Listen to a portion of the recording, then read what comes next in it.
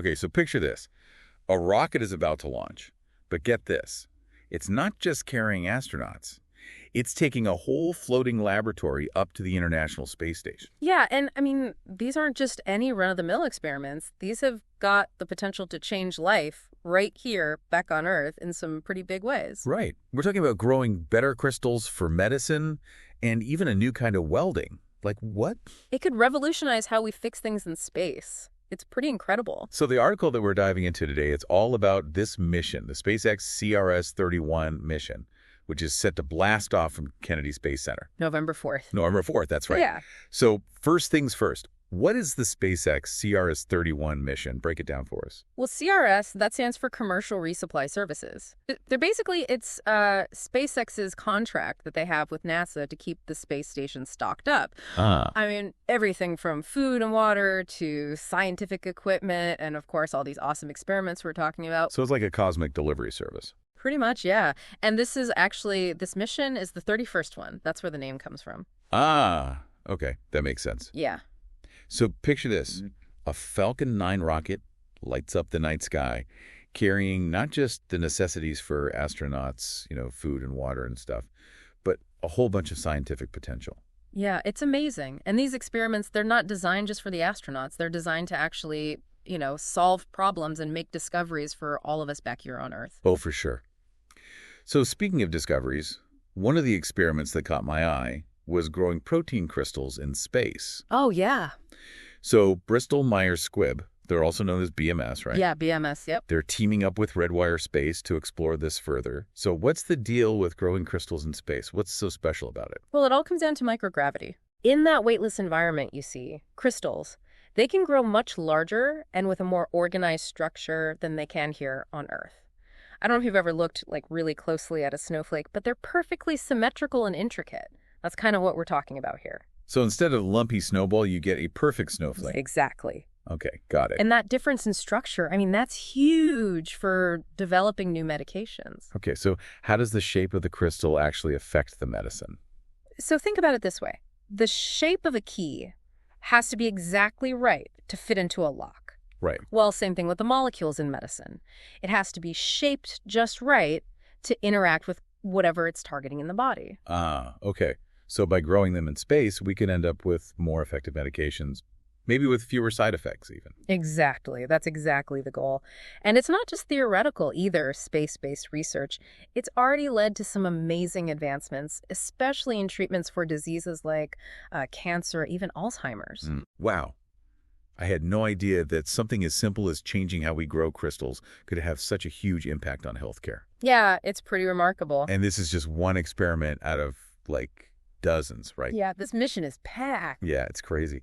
So speaking of health, there's another experiment on board that's all about the heart. Oh, yeah, this one's really cool. The 3D printed cardiac organoids. Yeah, have you heard about these? Yeah, I read about them. They're sending mini hearts to space. Is that even a thing? That's essentially what's happening. So you have Oregon State University and Texas Tech University. They're both working on this together, actually. Wow. Yeah, and it's funded by the National Science Foundation. They're using these 3D printed models of heart tissue, we call them organoids, basically to study how being in microgravity, how it affects the heart muscle. Okay, wait, back up. What are these organoids exactly? Are we talking real beating hearts? So they're not full-blown hearts, but think of them as simplified versions grown in a lab. They're made with stem cells. Oh. They mimic the structure and the function of a real heart, but obviously on a much smaller scale. Yeah. In this case, they've created this tiny little 3D printed heart tissue that actually, it beats like a little heart. Oh, wow. Okay, so why send them to space? What does that have to do with heart health? Well, you see, astronauts, when they're up in space, they experience what we call heart muscle atrophy. Basically what happens is their heart muscle, it weakens because it doesn't have to work as hard in that microgravity environment. So it's like if you wear a cast for a long time and the muscles underneath get all weak because they're not being used. Yeah, that's a great analogy. Okay. Exactly like that. And so that's where these 3D printed organoids come into play. They send them up to the ISS.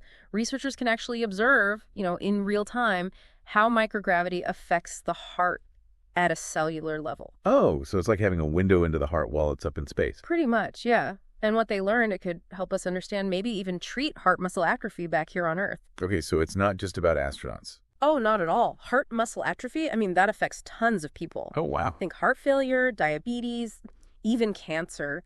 So this knowledge, it could lead to therapies that could, potentially benefit millions. Wow, that's amazing. Mhm. So we're sending these tiny beating hearts to space to potentially help millions of people here on Earth. It's pretty amazing, isn't it? I love it. It really puts into perspective how important space research is. Absolutely. It's all connected.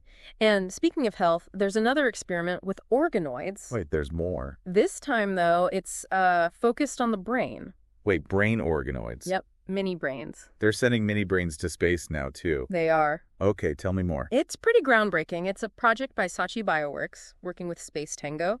They're testing a new drug in microgravity, a potential drug for neurodegenerative diseases. So instead of testing on animals or humans, they're using these organoids, which are essentially mini versions of a human brain. Exactly. And, the microgravity environment of the ISS, it gives this really unique opportunity to study how these diseases, these really complex brain diseases, how they might be different, how they work in space, how treatments might work. So why is studying these diseases in space so important? Like, what's the connection? Well, space is unique, right? Yeah. Microgravity, it affects biological systems in all sorts of ways, and we're really just starting to learn about it. It can alter the flow of fluids in the brain, and that can affect the development of these diseases. So are they saying that gravity plays a role in brain health? It seems that way, yeah. That's wild. So by studying these mini brains up in space, researchers can learn maybe how microgravity can make these diseases worse or better, or just how they progress differently. It's like a fast forward button for understanding these diseases. Exactly. And, there's even more to it than that. Saatchi Bioworks, they're not just looking at how this drug works in space, they're looking at how space itself might affect how well the drug works. Oh, wow. That's a whole other level of complexity. It's like a puzzle where the pieces change shape. Yeah, exactly. And it just highlights how much we still don't know. It's pretty exciting stuff. It is. So, okay, we've got tiny hearts and tiny brains in space. What other medical mysteries are we going to solve up there? Well, who knows? But this mission is certainly pushing the boundaries. Speaking of which, let's move on to a different kind of technology now. It's almost straight out of Star Trek, cold welding. Oh, yeah, welding in space, but without any heat? How does that even work? It's pretty cool. So the Malta College of Arts, Science, and Technology, they're the ones behind this. Basically, they're testing out a method that uses pressure, not heat, to join metals together. Imagine, repairing a spacecraft, but there's no sparks flying everywhere. Yeah, that sounds so much safer, especially in a tiny space station. I mean, why haven't we been doing this all along? Well, cold welding, it has been used a little bit here on Earth, but this is really one of the first times it's being tested in the harsh environment of space. Okay, so how does it actually work? I mean, how do you weld something without heat? So basically, at the atomic level, metals are held together by, you can think of it like electron glue. And when you press two similar metals together, with enough force, those atoms on the surface get close enough and that glue takes hold. It basically fuses them. Wow. So no torches, no heavy equipment. You just press the metal pieces together and they're welded. That's the idea, yeah. It's much more efficient, and you don't have to worry about carrying all that extra fuel for heat. And, think about it. Repairing damaged spacecraft or even building things in orbit, this could be a game changer. It's like we're living in the future already. But hold on, didn't you say there's also something on this mission about inspiring the next generation of scientists? Oh, yeah, absolutely. Don't forget about the Student Spaceflight Experiments Program, SSF. They're sending a whole bunch of student-designed experiments to the ISS on this mission. Wait, how many? 39. 39. Wow. Okay, so the SSF, tell me more about it. What kind of experiments are we talking about here? So it's a national program. It gives students from all over, from 5th grade all the way to 12th grade, even some college students, the chance to design real experiments that are going to be conducted on the ISS. Wow, so they're not just reading about science, they're doing real research. Yeah, exactly. And their experiments, they cover such a wide range of topics, everything from studying how plants grow in microgravity to how fluids behave differently in space. That's so cool. I bet they're so excited. I mean, to have your experiment launch into space. Yeah, it's an incredible opportunity. And it's not just about the students who design the experiments, right? No, right. It's about the whole school, the whole community. It gets everyone interested in science and engineering. Yeah, we need more programs like this, that's for sure. Absolutely. So we've got potentially life-saving drugs, Tiny hearts, mini brains, futuristic welding, and all these future scientists. This mission has a lot going for it. That's a lot to take in. We've only just scratched the surface, folks. Stay tuned, because in part 2, we're going to dive even deeper into some of these amazing experiments. Yeah. All right. Last time, we were talking about some really cool student experiments that are going to be on the International Space Station. Yeah. I mean, can you imagine all that groundbreaking science just hurtling through space? It is pretty wild to think about. But some of these experiments, I mean, they could really change our lives, right? Oh, absolutely. That's one of the things I think is so cool about space research. It's not just about exploring for the sake of exploring. It's about, finding solutions to problems here on Earth. I remember those 3D printed cardiac organoids we talked about? The tiny beating hearts. Yeah, those. Yeah. How can I forget those? But I'm still trying to wrap my head around why sending them to space is so important for, heart health research. Seems like a bit of a stretch. I get what you mean, but the connection is actually pretty fascinating. So astronauts, right? When they're up in space, they experience something called heart muscle atrophy, which basically means their heart muscle weakens. Why does that happen? Well, it's because their hearts just don't have to work as hard to pump blood in that microgravity environment. So it's kind of like if you don't use it, you lose it. Exactly. Their heart muscles are basically getting a free pass in space. They're not getting enough of a workout. And just like any other muscle, if you don't use it, it can weaken over time. That makes sense. So these researchers, they're trying to understand exactly what's going on at a cellular level. Right. They want to see how microgravity affects the heart, like up close and personal. So by studying these mini hearts in space, they might figure out how to prevent or even reverse that muscle weakening. Exactly. And that could be a huge breakthrough for people with heart problems here on Earth. We're talking about millions of people, not just astronauts. People with heart failure, diabetes, cancer patients. The list goes on. Wow, I never thought about it that way. Tiny hearts in space could lead to big changes for heart health down here. That's the thing about space exploration. Sometimes the biggest discoveries come from the most unexpected places. Speaking of pushing boundaries, what about those brain organoids? Yeah. Those mini brains floating around in space. Pretty wild. It still kind of creeps me out, but in a cool way. So remind me, why are we sending brain organoids to space in the first place? What does that have to do with Alzheimer's or Parkinson's? Well, you know how we keep saying space is a really unique environment? It's not just the lack of gravity, it's all these other things that we're just beginning to understand. And it turns out those things can actually affect how brain diseases develop. Wait, so you're telling me gravity plays a role in brain health? That's what the research suggests. For instance, microgravity, it can change how fluids flow in the brain. And that can affect how harmful proteins, like the ones in Alzheimer's patients, build up and damage brain cells. Wow, okay. So by studying these mini brains in space, researchers can see if those changes speed up or slow down the progression of these diseases. Exactly. It's like hitting fast forward or rewind on the disease process. That's crazy. And to think, we didn't even know that gravity was a factor until we started sending stuff to space. It just shows you how much we still have to learn. And Saatchi Bioworks, they're testing a new drug, right? Right, but they're not just testing to see if it works in space. They're also trying to figure out if microgravity changes how well the drug works. Oh, wow. So it's like 2 experiments in one. Pretty much. It's really pushing the boundaries of what we know about these diseases. It's mind-blowing. Like, what other crazy things are we going to learn about the human body by doing research in space? Who knows? The possibilities are endless. Okay, let's switch gears again for a sec. Let's talk about that cold welding experiment.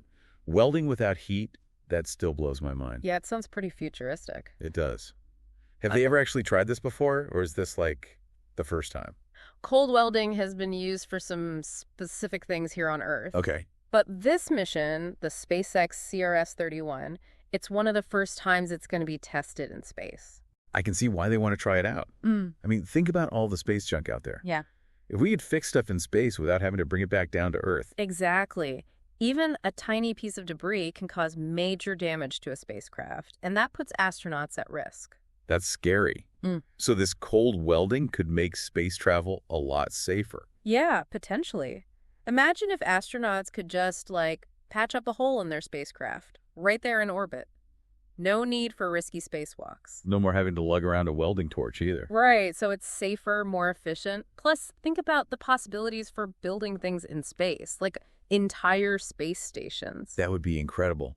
It's amazing how these challenges in space push us to come up with these crazy solutions, and then those solutions end up benefiting us back here on Earth, too. It's a win-win. Yeah. And speaking of amazing things, let's not forget about those young scientists who were part of this mission, the Student Spaceflight Experiments Program. Oh, yeah.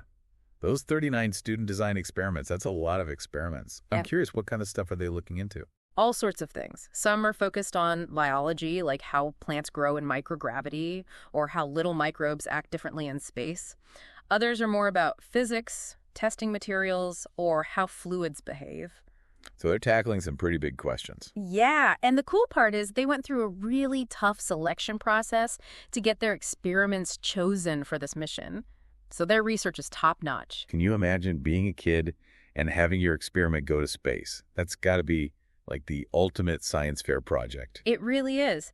Programs like SSP, they show kids that science isn't just something you read in a textbook. It's about asking questions and, actually finding out the answers. Yeah, it's about exploration. Exactly. And who knows, maybe one of these kids will grow up to be the next big scientist, the one who makes some groundbreaking discovery. Maybe they'll be the first person on Mars. Anything's possible. This whole mission, it's all about pushing limits and discovering what's out there. It's inspiring.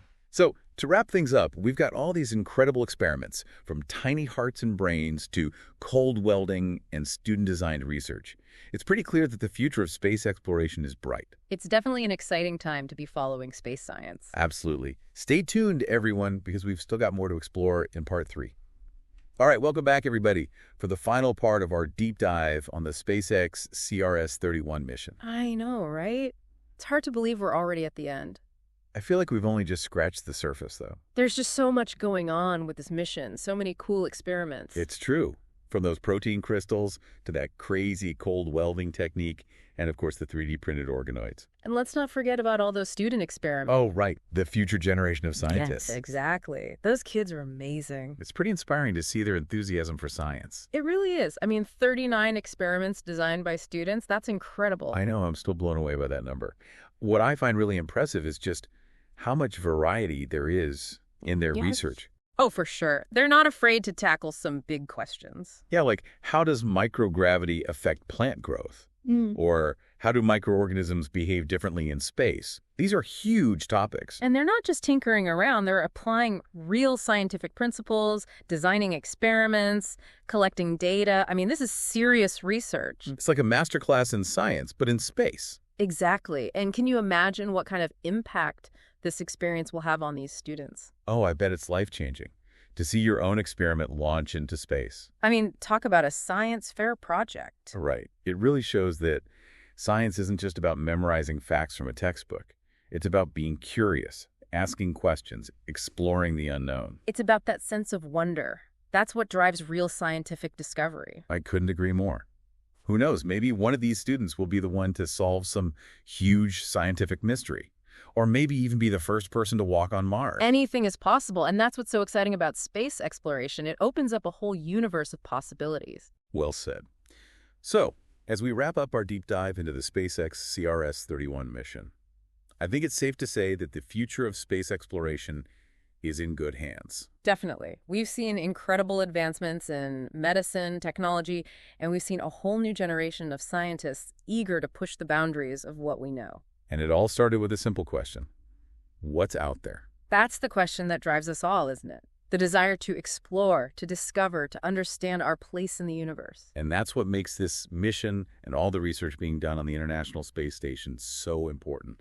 It's about expanding our knowledge, improving life on Earth, and inspiring future generations. Well said. It's been a fantastic journey exploring all these amazing experiments with you. Thanks for joining me. And to all our listeners, keep looking up at the stars, keep asking questions, and never stop exploring the wonders of the universe.